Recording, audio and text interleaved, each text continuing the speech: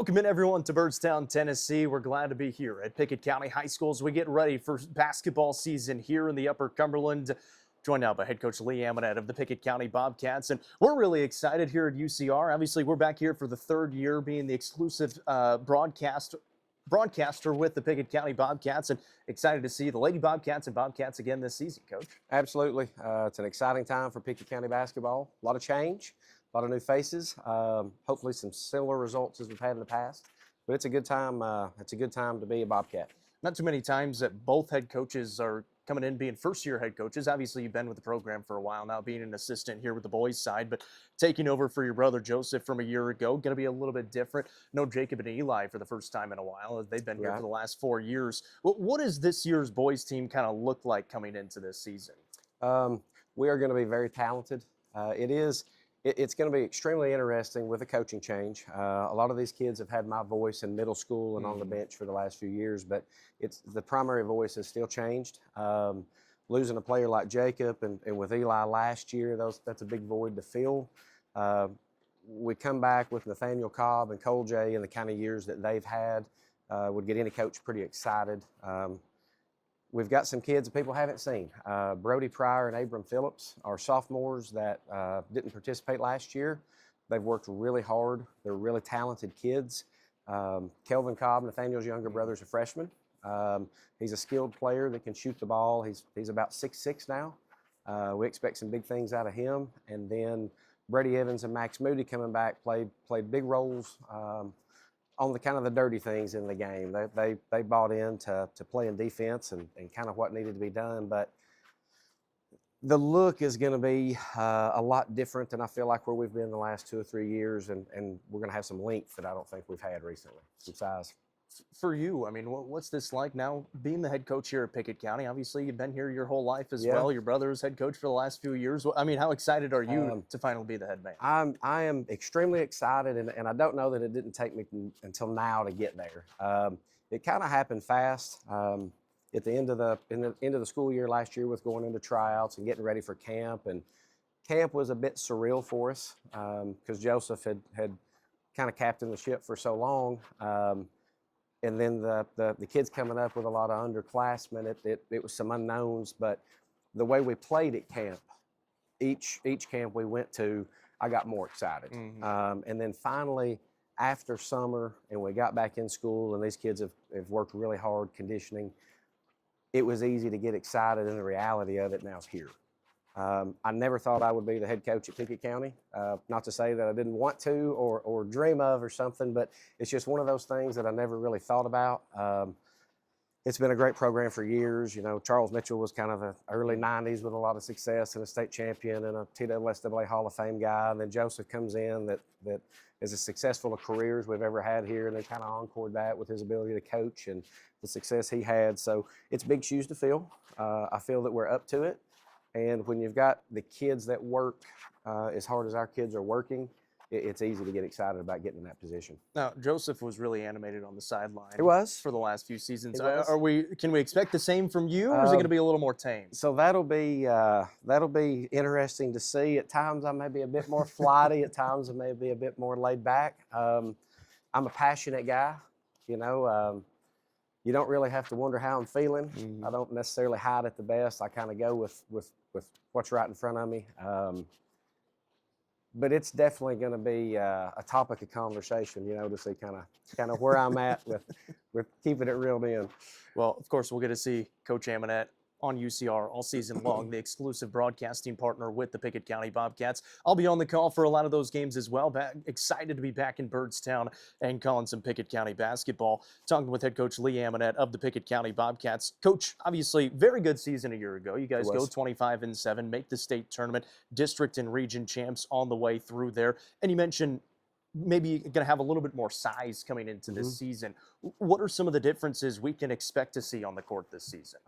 I think that we can take advantage of our length and athletic ability in instances that we haven't had the opportunity to the last few years.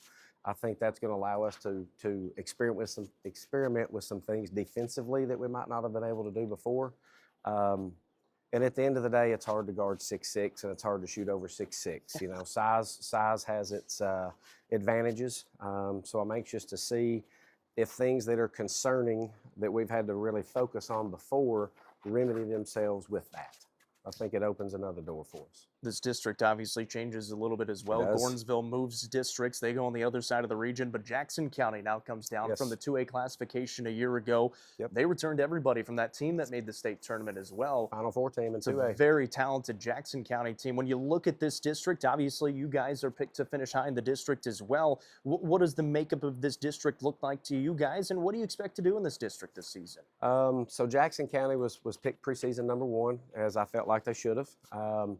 Coming off a Final Four run in 2A, and then the stepping down, let's say, in the thought to some people to Class A. But I don't feel like we have a standard Class A conference.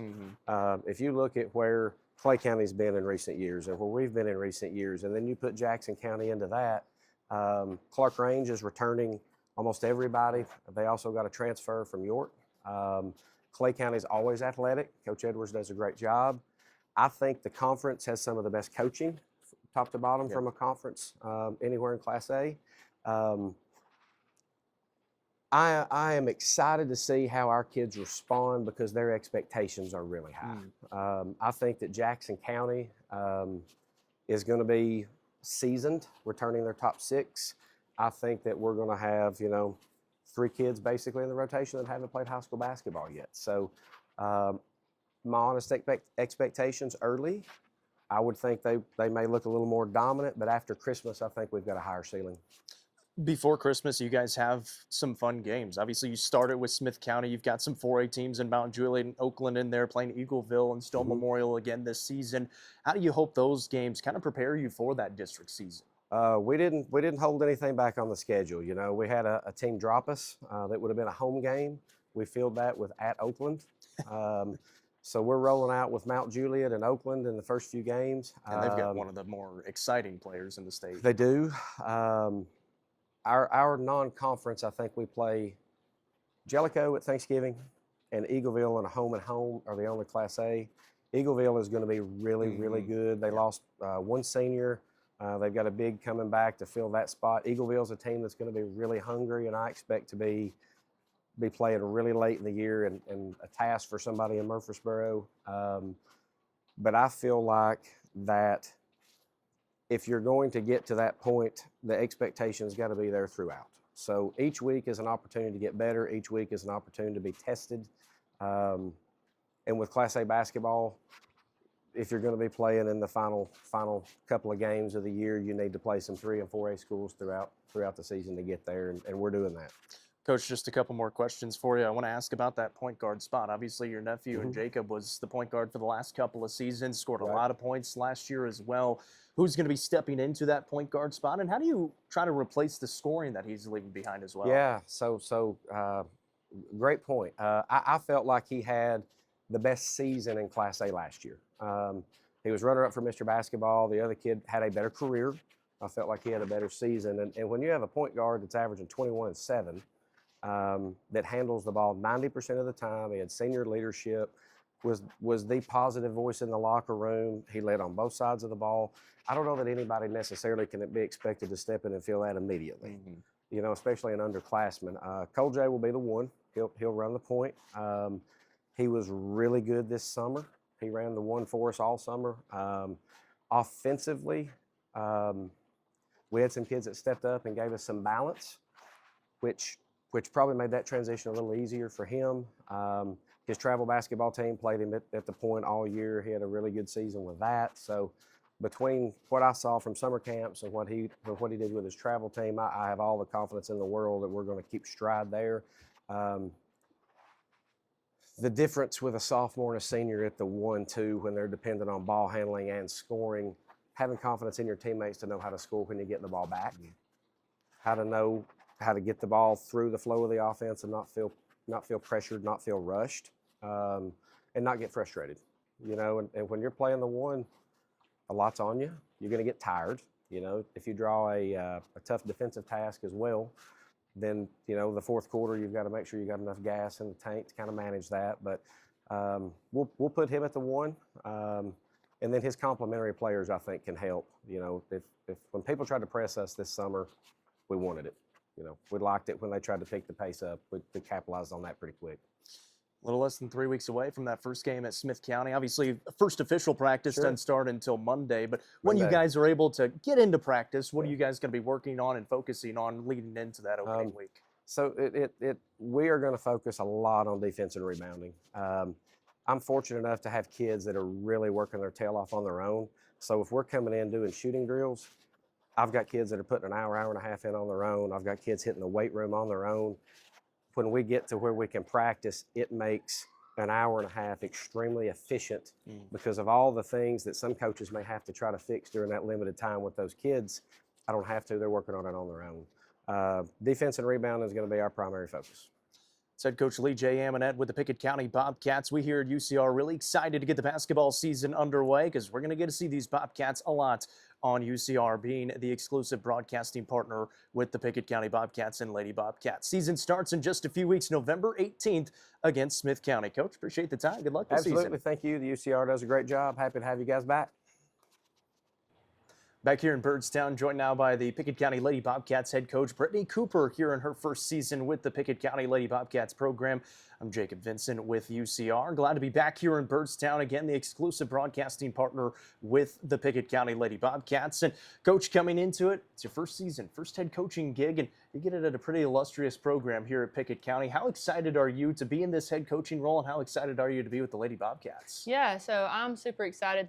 One thing about me, and anyone who knows me knows this, I love single A girls basketball. I think when you have the ability to have successful teams at a school that doesn't even have over 200 enrolled, I think that speaks volumes for your community. I am extremely blessed with this opportunity to be here with these girls, with this community, this school, and I'm really excited to get this first season going. Obviously know the area pretty well. Clark Range grad, and then went to Tech, still within the Upper Cumberland, now back here in Byrdstown. Take me through what kind of style you're bringing to here in Byrdstown, to the floor. And obviously you got some talented players out there as well. But for you as a coach, philosophically and stylistically, what do you like to do on the court? I really like to push the ball. I like to push the pace. I think a team that's in shape can beat a lot of teams in a lot of different scenarios. So that's really the forefront of my program, is having a team that's in shape. I like my players to be extremely respectful, not only to me, but opposing teams, referees, anybody who we come in touch with. And so definitely push the pace on the floor, a lot of full court pressure, things to that nature, and just really kind of set the tone on our end rather than have somebody set it for us. Well, pretty easy transition then coming from Coach Smith to you as well. He likes doing a lot of the same stuff. Well, for this team, it was a team last year that finished the season with just 7 players on the roster. A couple of those were seniors. Now they're gone, and Emmy Lowe and Kaylee Tompkins. So coming in, what do the numbers look like this year, and what does the roster outlook look like? Yeah, so I have 12 on the roster, 12 players, and so I've got a really big group of freshmen this year. I've got 6 freshmen, some who will see action as soon as the first game, some who are still in the developing stages. I've got the 3 seniors. I've got Zoe Nicholas, I've got Addie Lowe, and I've got Kylie Wood. And so, those 3 seniors are really great. Anytime you take a job like this one, there's a bit of transition difficulty from the sense of things are new. And, the program's been the same. And so I've been really grateful to have those 3 seniors to kind of help the younger ones kind of guide along with the transition. It's been nothing but smooth, and I couldn't be more grateful.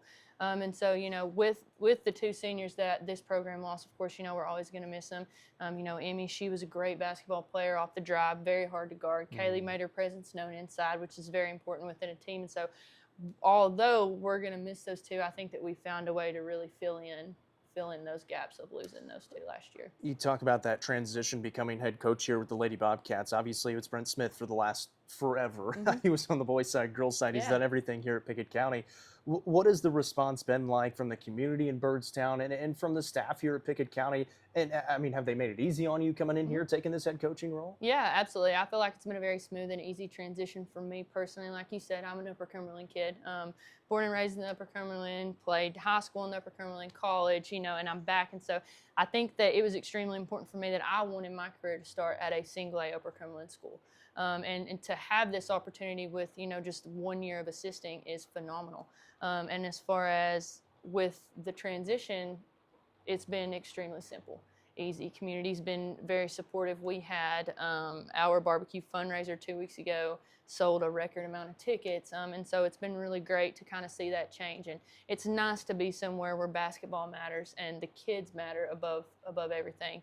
I teach world history and economics here as well, and so having that transition from the classroom has been great. Everyone's really supportive, and I couldn't ask for a better transition for myself. Well, going to be a lot of people in the gym, and obviously we'll be at every single game, both home and away, on UCR throughout the season. Looking forward to that. But let's talk about this team, and we talked about the roster makeup. Who can we expect to see out on the floor? You mentioned Zoe Nicholas and Addie Lowe, Kylie Wood, some of those returners, but who are some of the other players? You mentioned maybe a couple of freshmen are going to get some playing time this year. We have Emma Tompkins. She is a junior. It's Kaylee's sister. She's going to be in there.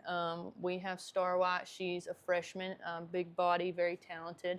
And then I've got Victoria Pryor coming back.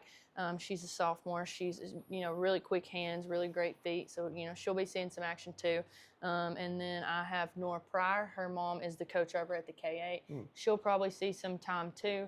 And then, let's see, I think, so that'll be all of them. Of course, we've got really our backbone with Zoe and Kylie and Addie, and so they're a big part. But we're going to have a mix of players this year, and I think something that's very important to me in my program is that I'm really big on a starting lineup changes from day to day sometimes, practice to practice, and depends on how you perform. And so there may be 5 games where it's not the same for me, but I just think that it's really important to instill that work ethic in them, regardless of if they're on the floor or not. So we're going to see a lot. We're going to see a lot of people this year, a lot of differences from that. So I think it'll be really good. Talking with head coach Brittany Cooper of the Pickett County Lady Bobcats here in her first season as the head coach in Byrdstown. Coach, coming into this district, it's a district that you're familiar with. Obviously, playing for Coach Rogers at Clark Range, he's still there. Now Jim Brown is coming in with Jackson County as well.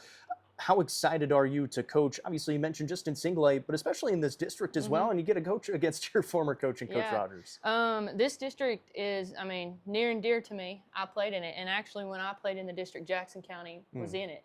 And when I was in high school, that's who our rival was Jackson County. And so, I went to my first district coaches meeting, and I'm sitting there at a table, and I'm thinking, okay, like I'm doing this, It's a lot of gold balls right there. You've got those two, which, great coaches. But I think for me, the biggest thing for me is definitely how I carry myself. And super excited to coach against those two and really everyone in the district. We've got a schedule this year that has a lot of fantastic coaches on it. And so I'm going to have a lot of opportunity this year to kind of put myself out there, put my team, my style of play out there. And so not only just with the people in the district, but we've got York and we've got Oakland and we've got some really good games this season that are going to be very, very competitive games for us. And so I think that at the forefront of everything, of course, everybody wants to win, but I know that this district it just means more to me, not just because I'm a player, but it's my home. We talked with Coach Amonett about that as well, and the schedule that you guys have made this season obviously started with a good Smith County squad. There's a lot of 4A teams on there, Cumberland County, Stone Memorial in there as well.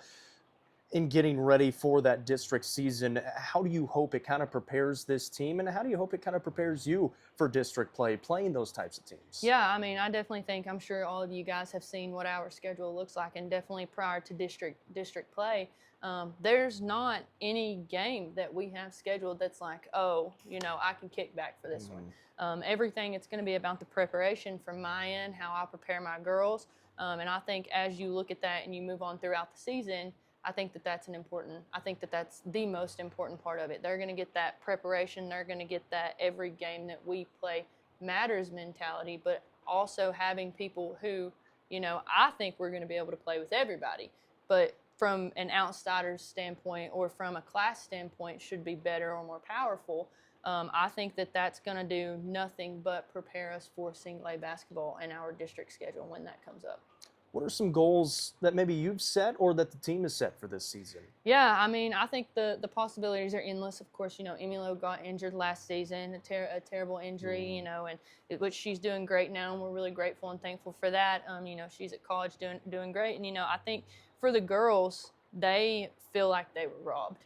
So there's a ton of emotions within this team, not only from me, I'm a very emotional leader, but from the kids as well. And so I think that everyone's goal on this staff, and I think everyone's goal probably in basketball period, is to get to Murphy Center.